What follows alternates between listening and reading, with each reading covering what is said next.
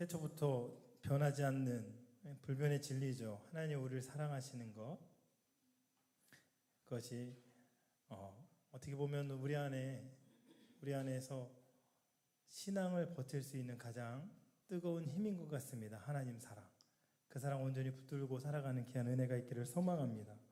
여러분, 이렇게 많은 사람들이 권력을 가지기를 너무나 좋아합니다. 근데 권력을 가진 사람들이 지금의 대통령뿐만 아니라 대한민국의 모든 대통령들 아니면 대한민국뿐만 아니라 미국이나 전 세계의 많은 나라들, 그래서 가장 큰 권력을 가질 수 있는 위치가 있죠. 그분들이 권력을 갖게 되면 잃어버리는 게 있습니다. 뭐냐면 공감 능력입니다. 그거는요, 과학적으로 그 연구 결과가 나와 있는데요. 그 켈트너 교수라는 분이 있습니다. 이게 권력자가 되면 보다 충동적이고 위험을 감지하는 그 능력이 떨어지고 다른 사람의 관점에서 사물을 바라보는 능력이 떨어지는 사실을 확인했다고 합니다. 뭘 얘기하냐면 힘이 주어지면, 권력이 주어지면 공감 능력이 현저하게 떨어진다는 것이죠. 권력으로 원하는 것을 다 얻을 수 있지만 보이지 않는 아주 중요한 가치를 잃어버린다는 거예요. 여러분, 공감이라는 말 너무나 우리가 많이 사용하고 있죠. 우리 아이들 여러분 공감해주고 계십니까? 저는 공감에 대한 상처가 굉장히 깊었습니다. 어렸을 때 우리 어머님한테 엄마 나 어디 아파 이렇게 늘 감기 걸리거나 그러면은 제가 엄마 나 아파 이렇게 어디 아파 머리 아파 이렇게 그냥 하소연하듯이 그냥 그렇게 얘기하거든요. 저희 어머님이 일이 너무나 바쁘고 삶이 너무나 힘드니까 그걸 받아들일 뭔가 그런 마음의 준비가 없었던 거예요. 그래서 그렇게 늘 얘기하면 아주 어렸을 텐데 어머니 항상 얘기하시는 게 나도 아프다. 나도 아프다. 나 하루 종일 고생하고 힘들어서 엄마도 안 쓰시는 데가 없어. 이렇게 얘기해요. 어릴 때는 그 마음을 엄마 이렇게 고생하시는 거 모르잖아요, 사실. 근데 이제 그게 항상 제 말이 튕겨나가니까 튕겨나가는 그 마음이 그 어릴 때 그 감정이 아직도 제 안에 살아있어요. 근데 그게 상처는 아니에요. 이미 예수 안에서 그 모든 건 다 극복됐습니다. 근데 그 느낌이 아직도 잊혀지지가 않아요. 벌써 한 40년 이상 됐는데도 공감해 주는 건 굉장히 중요한 것 같습니다. 여러분 자녀에게 얼마만큼 공감해 주고 계십니까? 제가 아이들한테 동화책을 좀 많이 읽어줬는데요. 근데 오히려 아이들이 책을 좋아하면서 책을 저한테 막 소개를 시켜주더라고요. 특히 우리 사랑이가 책을 읽으면 꼭 아빠 이 책을 읽어보세요. 근데 시온이도 그런 얘기를 많이 하는데, 그러니까 아이들이 읽는 책이잖아요. 동화책. 이렇게 학술적인 그런 책이 아니라. 근데 저는 꼭 그 책을 읽어봐요. 아이들이 소개시켜주는 책을. 읽어보면 굉장히 의미가 있어요. 근데 어느 날은 한 작가가 멜 트레고닝이라는 그 작가가 쓴 작은 생각이라는 책을 아빠한테 읽어보라는 거예요. 읽어봤는데 거기에 곱상한 아이가 고민이 가득한 그 표정으로 그 옆에 누워있는 그 그림인데 흑백 그림이 이렇게 나오더라고요. 근데 책을 딱 펼쳐봤습니다. 근데 책에 뭐가 없냐면 글이 없어요. 이 주인공 아이가 그냥 주인공 아이의 그림 그리고 그 주위의 그림, 그 그림으로 모든 걸 표현하는 겁니다. 근데 그림으로 표현하는데 다 그 이해가 되더라고요. 주인공 아이는 점점 그림에서 보면 얼굴이 어두워집니다. 이 작은 생각들이 아이들을 막 괴롭히는데 어떤 생각들이냐면 두려움, 외로움, 걱정들 이런 것이 막 몰려오는 거예요. 우리 사랑이 기억나요? 이런 것이 몰려옵니다. 아이는 자신이 사랑하는 그 사람들로부터 막 공격을 받기도 하고 학교 생활에 적응하지 못하게 되고 또 작가는 그 아이의 이런 모습들을 이제 그림을 통해서 이 벌레가 갉아먹는 그런 모습으로 이렇게 표현을 합니다. 그래서 점점 이 아이가 사라져가는 거예요.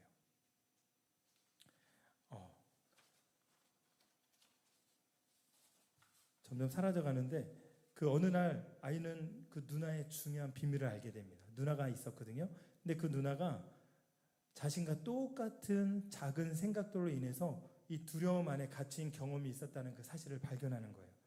근데 같은 경험을 했던 누나를 통해서 이 이 아이가 이 내면이 점점 치유가 되는 것입니다. 나만 겪는 두려움이고 나만 겪는 어떤 그런 무서운 마음인 줄 알았는데 우리 누나도 겪고 있었다는 거예요. 그걸 깨닫게 됐을 때 이제 그 두려움이 깨지는 경험을 하게 되고 자신을 힘들게 했던 작은 생각들을 이겨내게 됩니다. 마지막 그림에는 주인공 아이가 사진과 똑같은 고민을 하고 있는 한 여학생의 어깨를 딱 잡아주는 것으로 그 말 없는, 글 없는 이야기가 끝나거든요. 어떤 의미인지 아시겠죠? 예, 가정에서도 이런 경험들 많이 해요. 저희 아이들이 무섭다고 많이 와요. 특히 우리 둘째는 맨날 밤마다 무서워갖고 문을 이중으로 잠그고 문에 그 잠긴 그 각도가 정확하게 자기가 원하는 각도로 돼 있어야지만 마음의 안정감을 찾아요. 그리고 뭔가 두려운 일 있으면 늘 아빠한테 와요. 근데 저도 어렸을 때 그 두려운 경험을 많이 했거든요. 예, 우리 아이들이 있어서 참 말하기 좀 입을 딱 덮으면 발이 하나 딱 나오잖아요. 그러면 그 발을 누가 딱 잘라갈 것 같은, 그래서 항상 내 몸을 이불 속에 파묻었던 그런 어렸을 때 두려운 그런 마음들이 딱 기억이 납니다. 그래서 우리 아이한테 아빠도 그런 적 있어. 아빠도 어릴 때 너무나 두려워하고 그런 생각이 든 적 있어. 이렇게 얘기해주면, 물론 제가 한 10번 중 10번을 그렇게 공감해 주지는 못해요. 근데 그럼에도 불구하고 어릴 때 엄마와의 어떤 그런 게 있었기 때문에 웬만하면 정말 다 두려운 걸 다 그런 마음들을 받아주려고 그러는데 아이가 자유해지는 거예요. 같이 기도해주고 그냥 자기 자리로 가서 편하게 자는 것을 늘 보게 됩니다. 여러분, 이렇게 공감해주는 것, 이것은 아이의 두려움의 공간에 함께 내가 들어가 주는 거예요. 그것과 함께 싸워주는 거예요. 그래서 그 아이와 함께 두려움을 이겨내고 그 아이가 평안한 마음으로 살아낼 수 있도록 도와주는 것입니다. 이것이 공감의 능력인 것입니다. 여러분, 이 땅의 모든 사람들보다 우리 인간을 더 공감해 주셨던 그 한 분, 우리가 이 말씀 속에서 우리가 알 수 있잖아요. 그분이 예수 그리스도이십니다. 그분이 오늘 본문에 보면 예수님처럼 인간을 공감해 주시는 분, 그런 분도 없을 거예요. 우주 만물을 가지신 예수님, 그 예수님이 우리 인간을 어떻게 공감해 주셨는지 나옵니다. 5절, 6절, 7절, 5절, 6절 보니까 이렇게 나와 있죠. 너희 안에 이 마음을 품으라. 오늘 말씀 제목인데요. 부제로 제가 공감 능력, 공감이라는 그 부제를 제가 이제 여기 주보에다가 써놨습니다. 이 마음을 품으라. 곧 누구의 마음? 그리스도 예수의 마음. 그가 어떤 마음을 가지고 있었는지 한번 보실까요? 그는 근본 하나님의 본체시나 하나님과 본체래요. 동등됐대요. 하나님의 본질을 가졌대요. 하나님이 가지고 있는 모든 힘과 권력과 능력과 권세와 모든 걸 다 가지고 계신 분이 누구요? 예수 그리스도. 본체시나 하나님과 동등됨을 취할 것으로 여기지 아니하시고 오히려 자기를 비워 그 모든 힘을 다 내려놓으셨대요. 누구의 형체를 가지기 위해서? 종의 형체를 가지기 위해서, 사람들과 같이 되기 위해서. 이만큼 우리를 공감해 주시는 분 여러분 보셨습니까? 임금이, 대통령이 갑자기 그 직위를 다 포기하고 다 내려놓고 여러분 집에서 함께 하겠다. 부담스럽잖아요. 그렇죠? 근데 예수님이 우리와 함께 하겠다는 것은 인간이 부담스러운 것이 아니라 인간의 모든 죄악까지 자신이 다 품겠다는 거예요. 다 책임지겠다는 거예요. 종의 형체를 가지셨대. 종. 여러분 종 아시지 않습니까? 이 당시에 종은요, 뭔가 선택권이 없어요. 종은요, 누군가의 어떤 그 소유권이고, 심지어는 잘못했을 때, 도망갔을 때 죽여도 그 주인에게 그 책임을 묻지 않는 그런 시대에 이 말씀이 쓰여진 거예요. 종의 형체. 종의 형체를 가졌다. 그래서 사람들과 같이 되셨다라고 합니다. 이 본문 너무 유명한 그리스도 창가라고 불립니다. 이 당시 그리스도 창가는요, 예배 자리에서 불려졌던 것 같아요. 바울은 이 서신서로 그걸 가져와서 이 빌립보 교회에 건면하는 것입니다. 삶의 자리가 바뀌었지만 동일한 고백으로 이 그리스도 창가를 사용하고 있는 것입니다. 어떤 분은 바울이 지은 창가라고도 합니다. 하지만 누가 지었던 간에 그건 중요한 것이 아니죠. 그런 논쟁이 중요한 것이 아니라 예수님이 낮아지심으로 겸손함으로 종의 형체를 입으셨다. 그것이 중요한 것입니다. 여러분, 완전한 하나님이면서 완전한 인간으로 오신 그분이 누구요? 예수 그리스도. 그것이 예수님의 마음입니다. 그것을 우리가 닮아야 된다는 것이죠. 빌립보서 2장 6절에 예수님을 하나님과 동등한 분 이렇게 표현합니다. 태초에 창조하실 때도 함께 계셨고, 또 우리가 지난주에 성령 하나님 얘기하면서 삼위일체 하나님이 창조 때도 함께 하셨고, 그렇죠?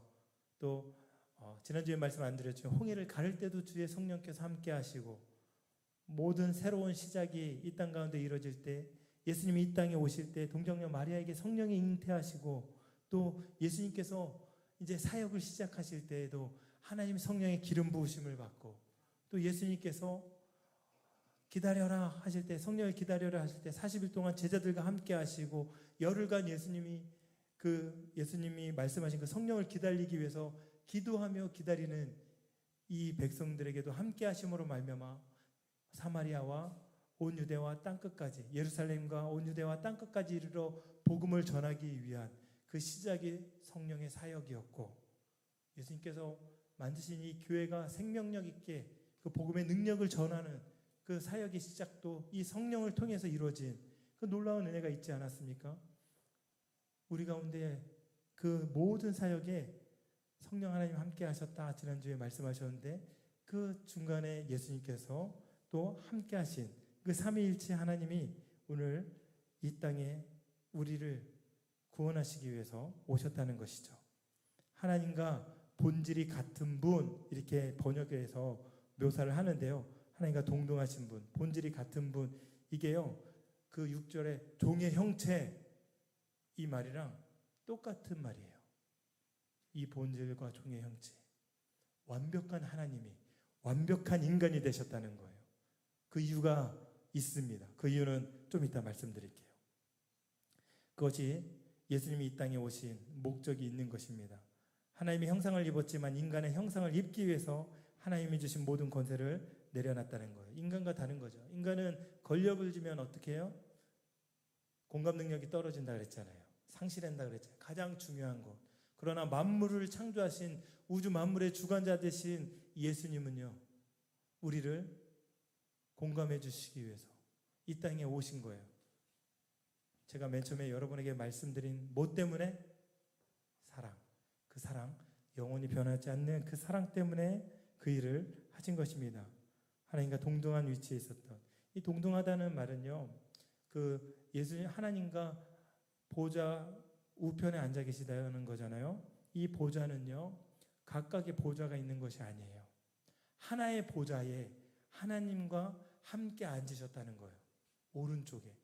어떤 걸 상징하죠? 말 그대로 하나님과 동등하다. 하나님의 모든 권세와 능력과 이 모든 것 다 예수님이 가지고 계셨다는 거예요. 그럼에도 불구하고 그걸 다 내려놓고 이 땅에 오신 그 예수님, 그 예수님이 우리 인간을 공감해 주시기 위해서 이 땅에 오셨다는 것입니다. 자신의 지위를 포기하고 타인의 자리에 내려와서 함께 아파해 주는 것, 그것이 공감이에요. 여러분, 함께 아파해 주기 위해서 그 사람의 고통에 함께 들어가 주는 것, 그것이 공감인 줄로 믿습니다. 우리 주님은요, 멀리 하늘에서 인간을 바라보시면서 방관하시는 분이 아닌 것이죠. 우리와 함께 느끼고 함께 울고 함께 웃고 이 땅에 그러기 위해서 오셨습니다. 하나님과 함께 계셨던 분이 인간과 함께 하기 위해서 오신 것이죠. 이것이 그리스도의 마음이며, 이 땅에 오셔서 인간처럼 되신 예수님께서 누구보다 인간을 사랑해 주시고 공감해 주시는 그 분이십니다. 성경은 여러 성도에게요, 위로하고 공감하되 우는 자리까지 나아갈 것을 권면하고 있습니다. 여러분, 로마서 12장 15절 우리가 잘 아는 말씀 있잖아요. 즐거워하는 자들과 함께 즐거워하고 우는 자들과 함께 울라, 이렇게 얘기합니다. 재작년이었나요? 그 버그마트 미션에서 구국기도회를 함께 했습니다. 그때 어떤 사건이 있었냐면, 우리 여기 용산에서 정말 엄청난 많은 청년들이 죽었잖아요.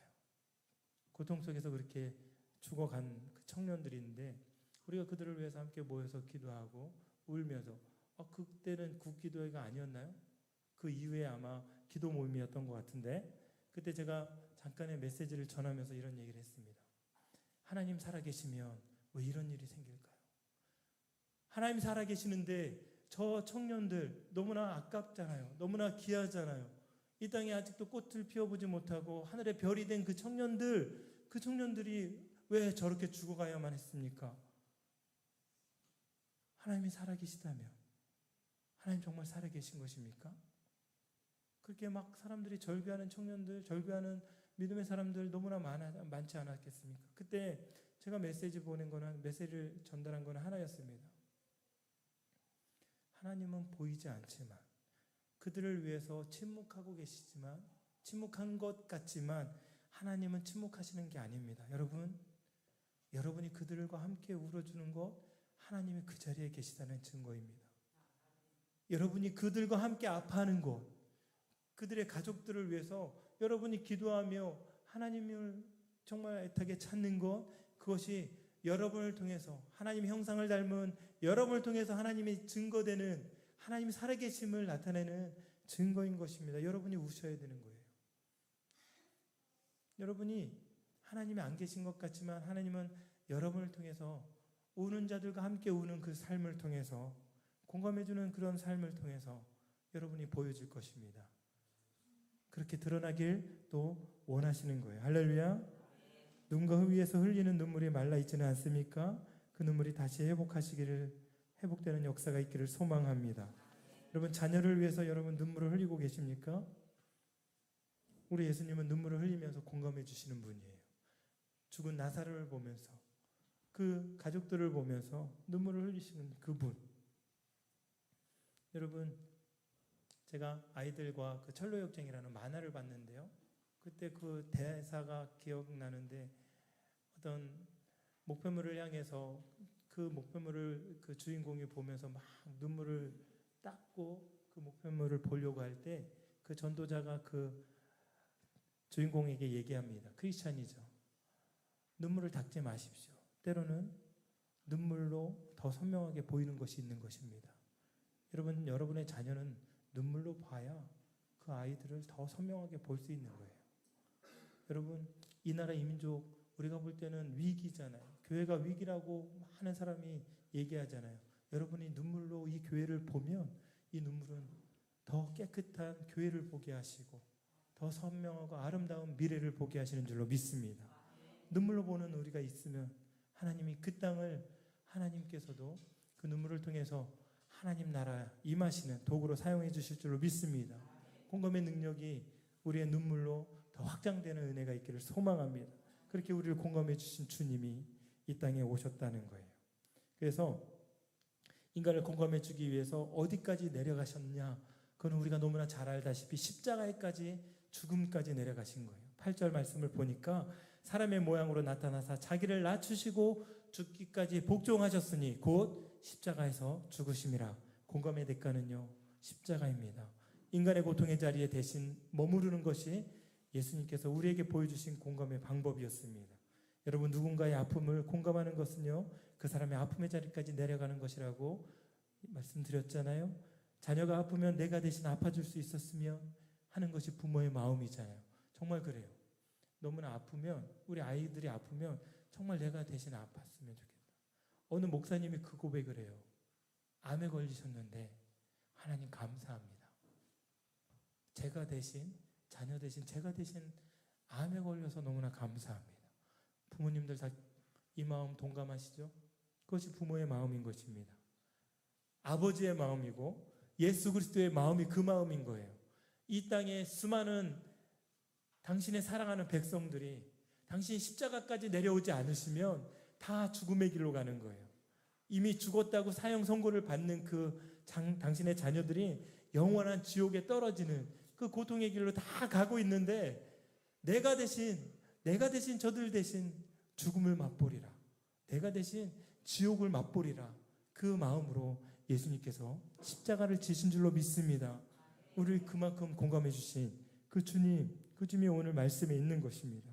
십자가를 지신 예수님이 히브리서 2장에 이렇게 고백합니다. 그가 시험을 받아 고난을 당하셨은즉 시험을 받는 자들을 능히 어떻게 하실 수 있다? 도우실 수 있다 이렇게 말씀하시는 거예요. 상대방에게 공감을 가장 잘해주는 사람은 비슷한 경험을 하는 사람이죠. 여러분 아파 본 사람은 같은 아픔을 겪고 있는 사람에게 위로를 줄 수 있습니다. 하나님 도와주실 거야 이 말보다요 같이 울어주는 게 능력이 있더라고요. 상대방이 그때 위로받더라고요. 제가 요로결석으로 3번이나 고통받았는데 요로결석 걸렸다는 사람 보면 얼마만큼 아픈지 알아요. 가정에 누가 막 어떤 그 고통 속에 있는 사람들한테 가갖고 그냥 울어주면 마음이 회복되는 모습들을 보더라고요. 예수님께서 우리를 이만큼 아파해 주시고 공감해 줄 수 있는 능력, 그것이 당신이 그 자리에 와 계셨기 때문에, 십자가까지 낮아지셨기 때문에, 인간이 받을 수 있는 모든 유혹을 다 받아보셨기 때문에, 그래서 우리를 공감해 주시고 우리의 모든 문제를 다 해결해 주실 수 있는 것이죠. 하나님께 순종하며 십자가에 죽으시까지 인간의 고통에 공감해 주셨던 예수님을 하나님이 그냥 두시는 분이 아니십니다. 가장 높이시죠. 하나님이 어떻게 높이시냐? 지극히 높여 모든 이름 위에 뛰어난 이름을 주사 하늘에 있는 자들과 땅에 있는 자들과 땅의 아래에 있는 자들로 모든 무릎을 예수 이름에 꿇게 하시고, 할렐루야. 하나님이 일으켜 세우시고 부활의 권능을 주신 거예요. 여러분 가장 중요한 것, 이것이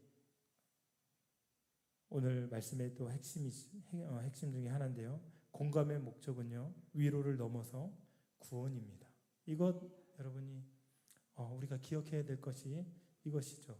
예수님의 고통은요, 고통받는 사람들처럼 되어서 그들을 하나님 나라로 인도하고자 하는 목적이 있었다는 거예요. 예수님께서 우리를 구원하시기 위해 모든 지위를 버리고 인간의 몸을 입고 고통과 고난을 다 겪고 결국에는 십자가에서 자신의 몸을 내어주신 그 목적이 우리를 포함한 온 인류의 구원이었다는 거예요. 그래서 빌립보서 3장 21절에 이렇게 그 목적이 나오고 있습니다. 그는 만물을 자기에게 복종하게 하실 수 있는 자의 역사로 우리의 낮은 몸을 자기의 영광의 몸의 형체와 같게 변하게 하려 하심이라. 이것이 예수님이 이 땅에 오신 목적인 거예요. 영광의 몸의 형체에서는 이 형체는 아까 앞에서 말한 하나님의 본체와 똑같은 말을 사용하고 있다고 얘기했습니다. 여기서 나온 형체는요, 그 앞에서 말한 그 형체에 같은 그 단어가 유래된, 같은 형체에서 유래된 말이에요. 완전한 하나님의 형체와 인간의 형체를 가지신 예수님만이 인간을 그 영광의 몸으로 변화시킬 수 있는 유일한 분인 그분이라는 거예요. 제가 설교 때마다 얘기하잖아요. 하나님께 나아가는 길, 그 길은 예수님밖에 없습니다. 성령 충만함을 받아서 베드로가 그렇게 선포했다는 거예요. 그것은요, 베드로는요, 학위가 없어요. 학벌이 없어요. 물론 그 당시에 회당에서 뭔가 글을 읽을 수도 있고 읽지 못할 수도 있고, 글을 성경도 누군가가 대필해주고, 그죠? 그런 베드로도 분명하게 선포하잖아요. 성령 충만함을 입으면 이것이 변하지 않습니다. 여러분 정말 성령 충만한 사람이 전하는 메시지, 그 메시지는 한 가지예요. 주는 그리스도시요 살아계신 하나님의 아들이십니다. 오직 예수 그리스도만 하나님께 가는 유일한 길이 없습니다. 다른 길이 없습니다. 그런데 다른 길이 있다 그러면서 모든 화려한 어떤 미사 여구를 다 포함하고 이 땅에 있는 모든 지식과 지식을 다 끌어들여서 그것을 증명하려고 하면 그것은 성령과는 전혀 상관없는 이론에 불과한 것입니다. 오늘 말씀하는 거예요. 하나님의 형체이신 그분이 이 땅에 인간의 형체를 입고 오셔서 십자가에서 죽으심으로 부활의 영광을 입으시고 또 그 예수 그리스도를 믿는 하나님의 자녀들을 그 영광의 몸으로 다시 변화시켜 주시는 놀라운 역사를 예수님을 통해서 그것이 이루어진다는 거예요. 완벽한 하나님의 형상과 완벽한 인간의 형상을 가지고 계신 예수님만이 감당하실 수 있는 은혜의 구원의 놀라운 은혜인 줄 믿습니다. 여러분 이것을 누가 닮았냐면 사도 바울이 그 또한 닮은 것을 우리가 볼 수 있습니다. 사도 바울은 영적인 공감 능력, 그것은 복음을 위한 공감 능력이었습니다. 우리는 각각 다른 모양의 삶을 살아갑니다. 그러나 목적은 하나입니다. 예수 그리스도의 복음, 그것인 것입니다. 사도 바울이 그렇게 얘기합니다. 그런즉 내 상이 무엇이냐? 내가 복음을 전할 때 값없이 전하고 복음으로 말미암아 내게 있는 그 권리를 다 쓰지 아니하는 이것이로되 내가 모든 사람에게 자유로우나 스스로 모든 사람에게 종이 된 것은 더 많은 사람을 얻고자 함이라. 유대인들에겐 내가 유대인같이 된 것은 유대인들을 얻고자 하며 율법 아래에 있는 사람들에게 내가 율법 아래에 있는 사람처럼 된 것은 그들을 얻고자 함이라. 이렇게 다 쭉 나와요. 약한 자들에게 내가 약한 자와 같이 된 것은 약한 자들을 얻고자 하며 내가 여러 사람에게 여러 모습이 된 것은 아무쪼록 몇 사람이라도 구원하고자 함이라. 내가 복음을 위하여 모든 것을 행함은 복음에 참여하고자 함이라. 이것이 예수 그리스도를 믿는 예수님이 우리에게 보여주신 그 공감, 그것이 구원으로 이루어지는, 또한 사도 바울도 그렇게 살았고 우리도 그렇게 살아가야 될 줄로 믿습니다. 할렐루야. 말씀을 마치겠습니다. 예수님은 공감하시는 분입니다. 자기의 생명까지 다 내려놓을 정도로 십자가에서까지 자신의 모든 것을 다 포기할 정도로 우리를 공감해 주신 분, 고통의 자리까지 내려가야 합니다. 내가 달려야 할 그 십자가, 예수님이 거기에 내려오신 것처럼 우리 누군가의 자리에 가서 그들을 위해서 울어줘야 되는 것입니다. 울고 그들의 감정을 해소하는 것뿐만 아니라 그들이 구원의 길로 갈 수 있도록 우리가 그들을 인도해 주어야 되는 것입니다. 우리 말씀 심는 교회 모든 성도님들 울어주는 사람이 됩시다. 우리 아이들을 위해서 울어주는 사람이 되고 우리 이웃을 위해서 울어주는 사람이 되고 이 나라와 민족과 교회를 위해서 울어주는 사람이 됩시다. 그리고 그 땅이 구원받을 수 있도록 그리스도의 복음이 편만하여질 수 있도록 함께 중보하며 나아가는 귀한 성도님들 되시기를 간절히 축복합니다.